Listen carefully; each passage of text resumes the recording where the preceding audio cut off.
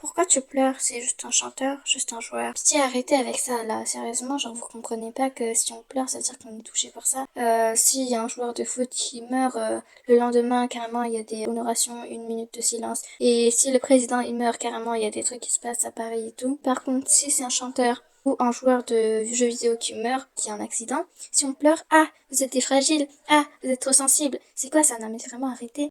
Si vous comprenez pas, en mode venez pas chier. Genre, nous, on est des personnes qui sont souvent heureuses au début. Mais après, quand on a des problèmes dans la vie, on sait pas quoi faire.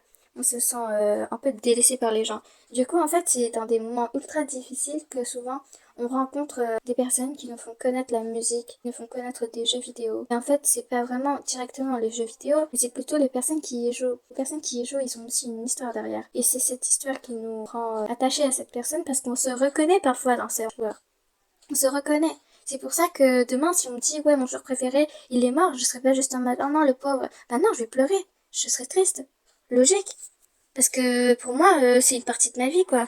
Enfin, je me reconnais en lui. Je vois ce qu'il fait, je veux devenir comme lui. C'est un peu comme un modèle pour moi. Et c'est pareil pour les chanteurs. Si un jour je suis triste et qu'il y a personne autour, je vais écouter de la musique. La musique, elle va jamais partir en fait. Mais les gens, ils partent. C'est ça qui fait la différence.